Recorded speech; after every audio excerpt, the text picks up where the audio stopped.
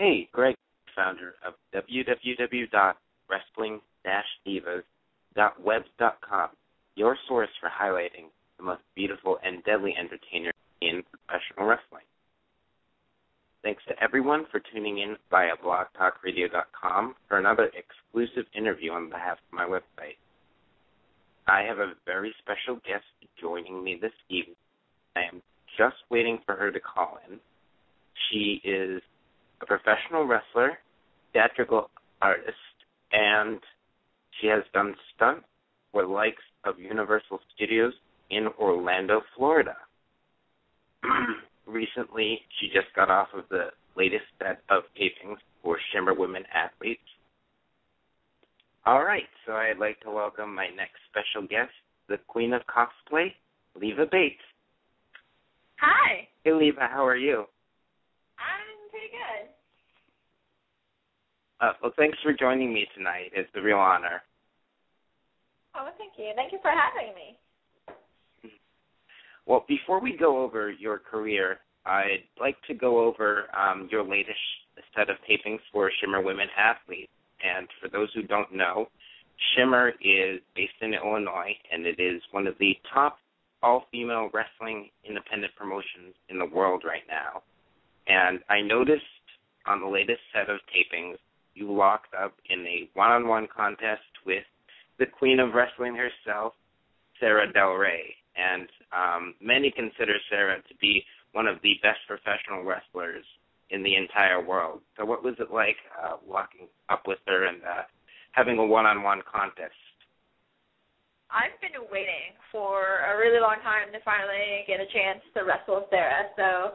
So when we actually got the opportunity to work together, I was stoked, completely stoked. And she is awesome. It was kind of cool, kind of incorporating both of our styles, because I'm very, some would say, I guess, maybe comedy oriented, and she's very, technical. I mean, I have a lot of, I like to think I have a lot of, maybe technical background, especially training with, Devon and the Team 3D Academy. Like, he really gets in there and, really teaches us, mat wrestling and, the actual art of, wrestling. So it was really cool that I actually got to exercise those muscles, and it was fun to be able to do kind of my shtick with her, and her character and my character, I think, are very awesome to kind of play off each other, So opposite that it works, you know what I mean? Like, it's especially for a wrestling match. So I was super pumped and super stoked that I had the honor to work with her. So I was really, really happy about that. I'm really happy with how it came out, too. So I actually can't wait to see it. The only thing about, like, when you do the Shimmer or actually any show, I never really get to see it until way, way later, after everyone else gets to see it. So I hope it came out as well as it felt. And I mean, and I didn't get to win, but I tried. It was close. Maybe next time. Maybe next time I'll get the Queen of Wrestling. Well, you mentioned briefly that you were trained by Devon, which, for those, I'm sure there are very few who don't know that name in professional wrestling now, but he was one half of the Dudley Boys and now one half of, or now they're broken up, so they were formerly one half of Team 3D, Devon Dudley. Yeah. So when you went into training school, you always had a background in athleticism and theatrical arts, and you took a lot of different defense arts as classes during your time in college. But going into that ring and training, was it as difficult as you originally thought it was going to be, because you always grew up as a fan of wrestling? Yes and no. I initially got into wrestling. For some reason, I just didn't think or thought that I was maybe young enough or could do wrestling, or maybe was an option. But I knew with performing and stuff, I could be a part of the product. So I came in very beginning to train as a manager. I started off at a school called FXE, which had AJ Gallant, but also had Matt Bentley and Devon. And they all, like, within the first week or so, were like, you need to be a wrestler. You're not just a manager. You're more than a manager. You're a wrestler. And I'm pretty sure Devon was one who said that. He goes, you're not a manager, but you're a wrestler. So, because, I mean, I jumped right in the ring and was like, all right, I'll do it. I'm going to try it. I'm going to do this. You know, I wasn't scared. A lot of people, especially, I don't say girls, but a lot of people come in for the first time and they don't expect your first bump or any bumps to actually feel like that. They're like, oh, it's padding or it's not that bad. And then when you actually get on there and it's like, oh, wow, that's wood. I am landing on wood. Ow. But I guess I've always been kind of a tomboy, so I just got right back up and did it again, but a lot of people don't expect that. I don't expect, wow, we're actually hitting each other, because with stunts, in this world of stunt, you rarely make contact at all. I mean, there's occasional maybe you do, like, gut punch or maybe you land a kick, but there's hardly ever any contact in stunts. So when you actually get into wrestling, it's actually contact.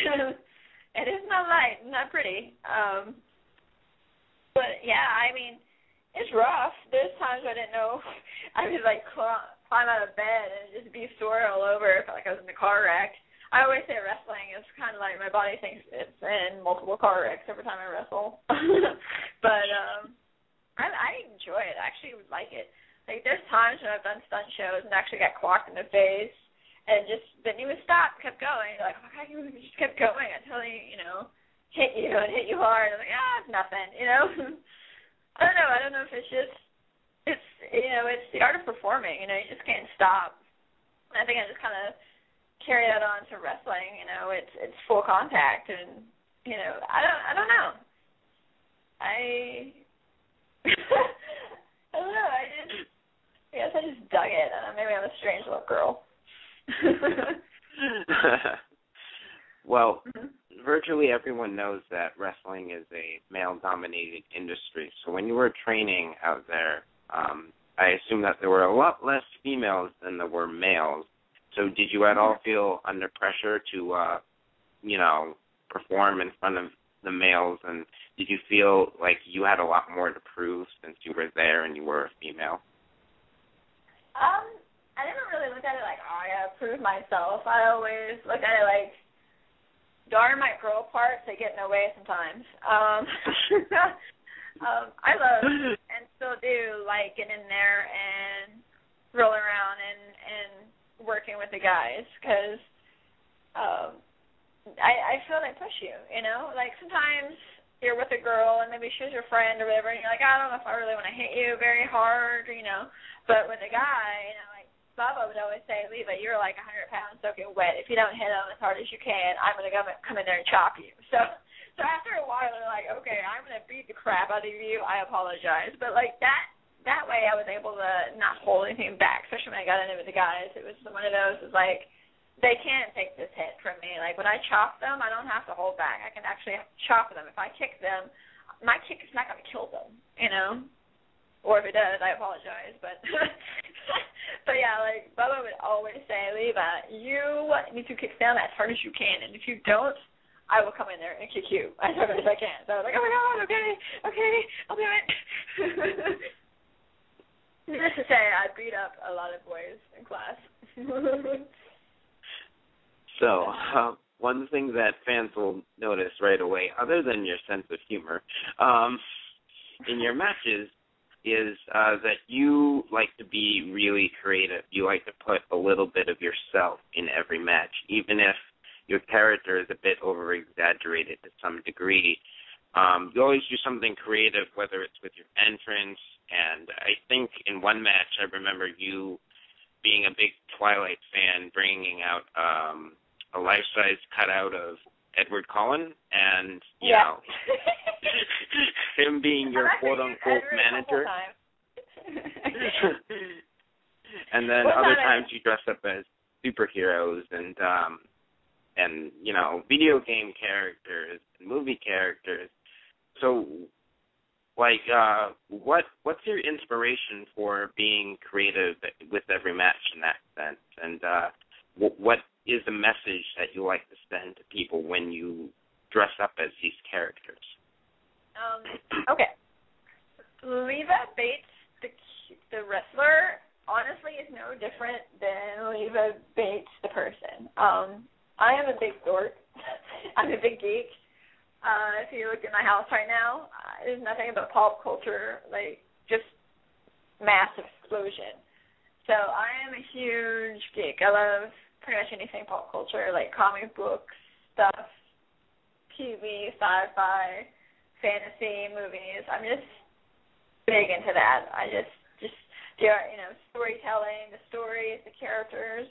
And so when we learn, you know, in wrestling school, like when you come up with your character, have a little bit of you in it, just turn it up to 11. And so that's exactly what I did. I basically made wrestling me just more ridiculous, which actually is pretty much just me all the time.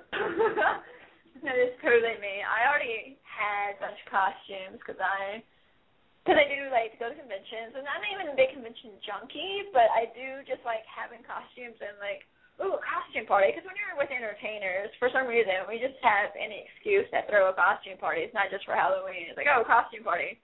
So like, I already had a bunch of costumes, and it was just something I enjoyed to do. And I always have stuff around the house. I'm like, oh, that's really cool. I'm going to come out to the ring with that. So like my first costume, my first wrestling outfit ever for my first match, I came out with a Vincent Valentine plushie just because I thought he was awesome.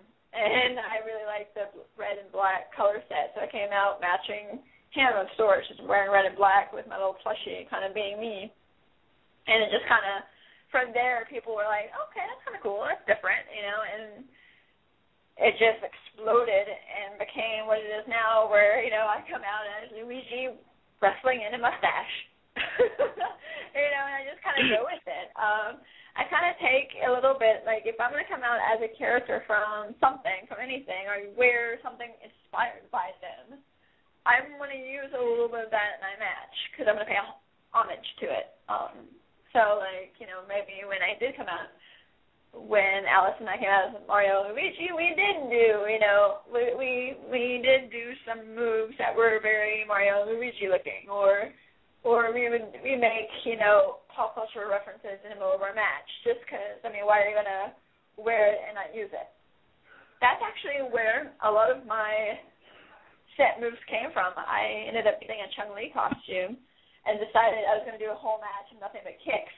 And I ended up liking it so much, I started incorporating almost all of those kicks into my everyday, like, arsenal. So now, like, a lot of my stuff is kicks. And that's just because from wrestling and Chun-Li so much, I just was like, you know what, I really like this. I like doing this a lot. I like the way this comes off looking, or because of maybe dance and Taekwondo, I can actually do this really well. All right, cool, let's do it. You know, and, like, I pick up different things. Like, I did a match in Shimmer last set of tapings where Courtney Rush misses a splash and she's caught on top of the turnbuckle, and I get right under her and I start like punching her in the stomach like Mario and Luigi would punch a block of coins. I just kept doing it over and over and over, and everyone was like, please do that more often because that was amazing. So that will probably get incorporated into more of my everyday, just because the response that it got and the way it came off and the way I like it. Like, if I like it, then I want to keep it. Even if something maybe looks awesome, but I don't really like it, I might get used again. But, like, I really enjoy doing it. So that might get used again, or probably, you know, I'll probably start using that in more of my arsenal.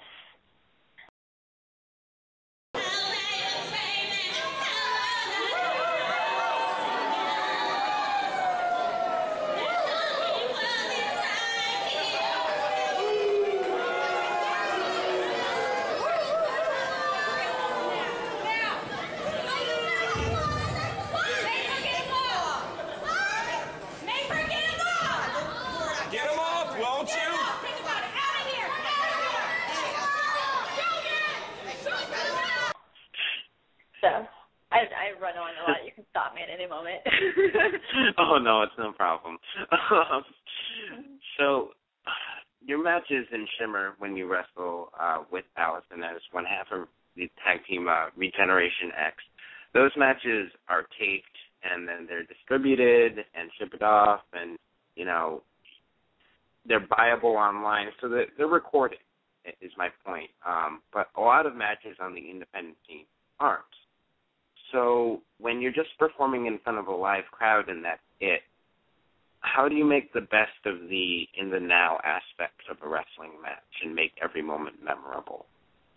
I honestly do every match the same, whether it's being filmed and, you know, kept for posterity on a DVD or there's no one filming it. I do everything the same because whether, you know, there's 100 people, 1,000 people, or just 2 people in the audience, they all pay to get in. They all come to see you. So why jeopardize your performance just because, well, not many people are going to see this? Because that's not fair. You're shortchanging your audience. You're shortchanging yourself.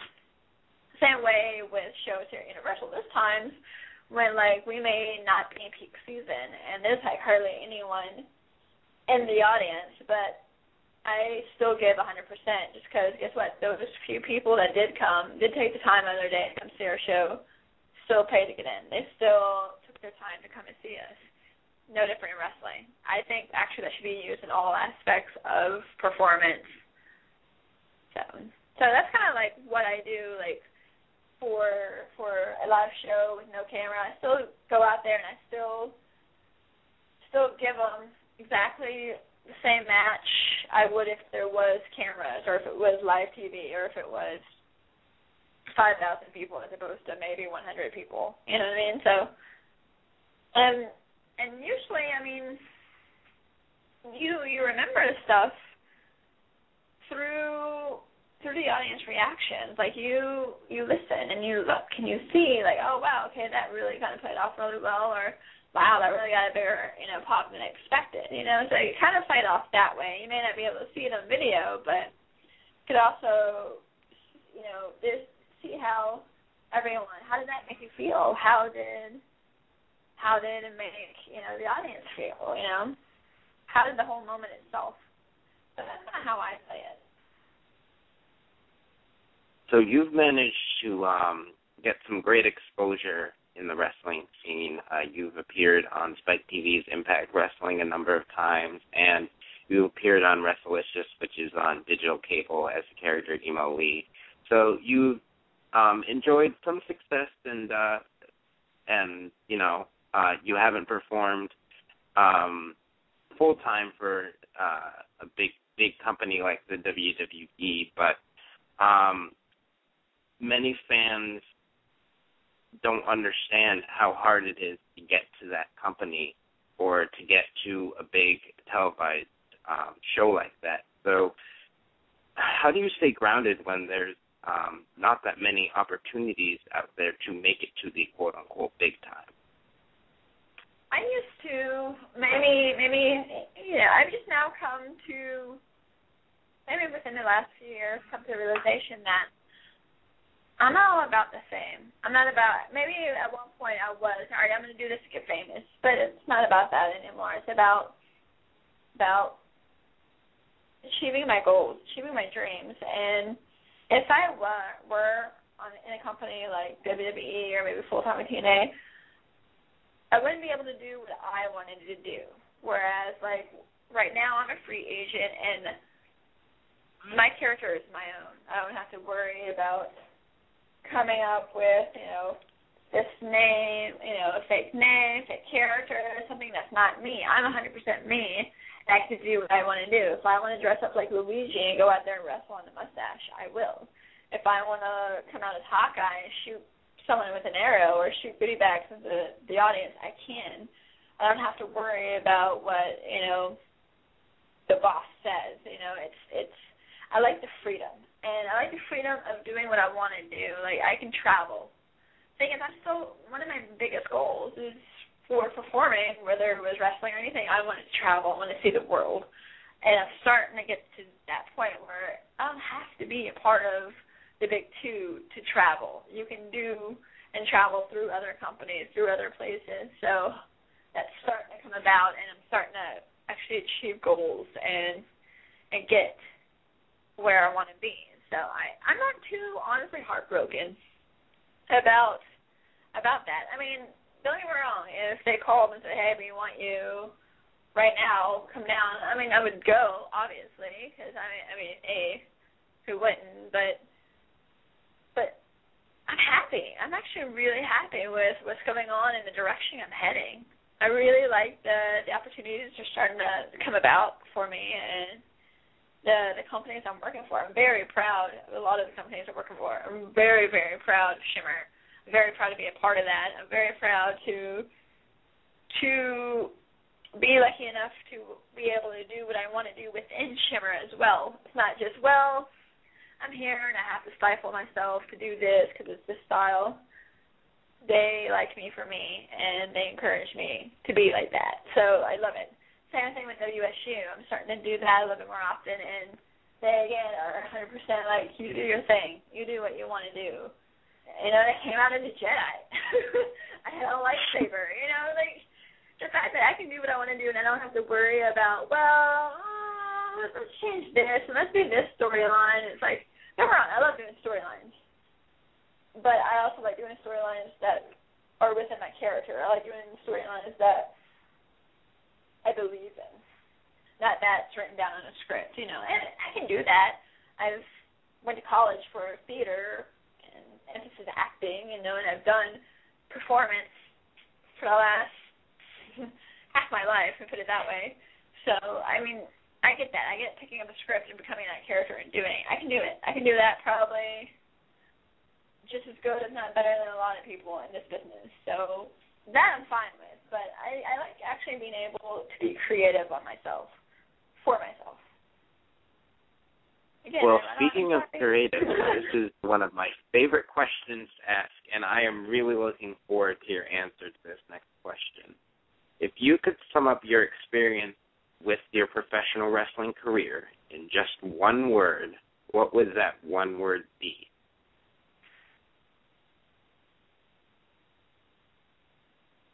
All right, so you want me to sum up the entire career?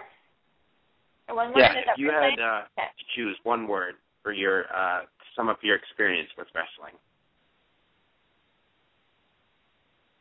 Quirky.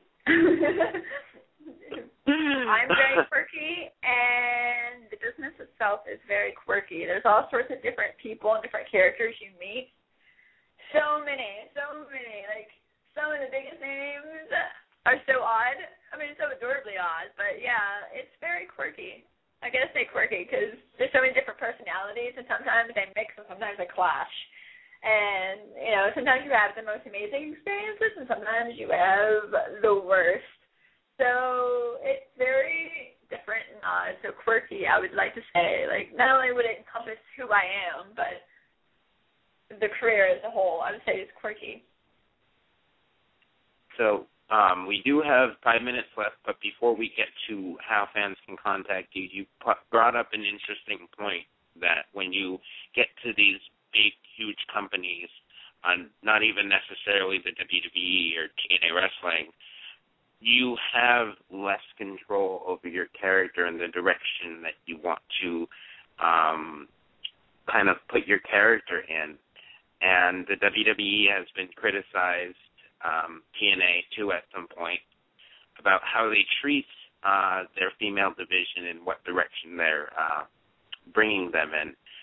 So when you have a young fan, do you think it's a positive role model, these types of looks that they're promoting or storylines that they're promoting? I mean, what's your thought on the whole handling of the division of these two big companies? I honestly don't even think it's just limited to women. I mean, like, look at their guys as well. Like, the directions they push some of the guys in and some of the storylines they put on them. I think overall it's interesting. I mean, again, they're a bigger company with a lot of money invested, so they're going to do what, You know, the big wigs, the guys in suits are going to want to do. So if they want to do a storyline about flatulence, they're going to do the storyline about flatulence. They're going to do a storyline about giving birth to a hand, and then they're going to do that because, again, it's about who has the money. You're an actor. You're a performer within this role, and this is what you're supposed to do. As an actor and someone who's done plays, some plays are not as good as other, or shows or performances, I've done the crappiest of the crap plays, and I've also done some of the more epic ones as well, the ones the most famous, most revered ones. So with that, it's just you don't have control over your character. Basically, you are an actor. You are a performer. You are, like, that's why it's called sports entertainment, because pretty much you're no longer you. You're what they want you to be, and that's when you come in. You know what you're getting in when you come in. Now, a lot of times the fans may not get that. They may not understand that. Oh, well, why is she doing that? I don't get that. Honestly, she doesn't have a choice. Do it or get fired. I mean, I can understand why they don't let people do what they want to do. Because, I mean, there is so much money invested. There is so much BS that goes behind advertising and sponsors, and the fact that there are about 20 people with their hand all in the pot. You know what I mean? Like, I remember from my experiences, just a brief period of time, there's so many people, agents or writers, sometimes I don't even know what the other one's doing. There's times I've been, all right, we want you to do this character. Okay. Why are you doing it like that? Then you go back to someone else. Why are you doing it like that? Well, I was told to do it this way. No, do it this way. And then you go back. It's like, wait, why are you doing it this way now? Well, I was told to act this way. You know, so sometimes there's also a lack of communication. I don't mean to cut you off, but we do have 2 minutes left, and I do want to plug in how fans contact you. So I know you have a Twitter and a Facebook, and here's your chance to plug it in. Yay, I'm sorry. I do run on a lot. I tend to talk. No, it's no problem. Cut me off, so good job. All right, I am on Twitter. The name is Wrestling Leva, all together. Wrestling, Leva, on Twitter. I use that more than I use anything else, but I am on Facebook. I have a fan page. Feel free to like it and check it. It is Leva Bates, parentheses, official SB page. I try to post pictures and stuff in there, maybe that you can't see on Twitter. I try. I'm not as good as keeping up with that as I am Twitter. Twitter's just way more streamlined. I also have a website. I go ahead and apologize now. I have not updated it since probably January. I need a webmaster.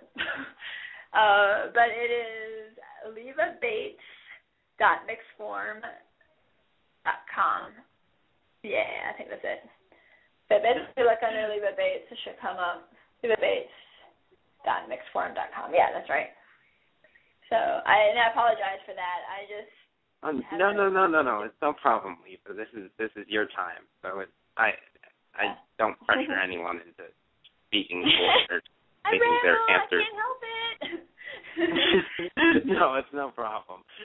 Well, I do wish you the best of luck in all of your endeavors, and with your sense of humor and charisma, I have no doubt that you'll accomplish all your goals. So best of luck to you, and thank you for your time. Well, thank you for having me. I enjoyed it.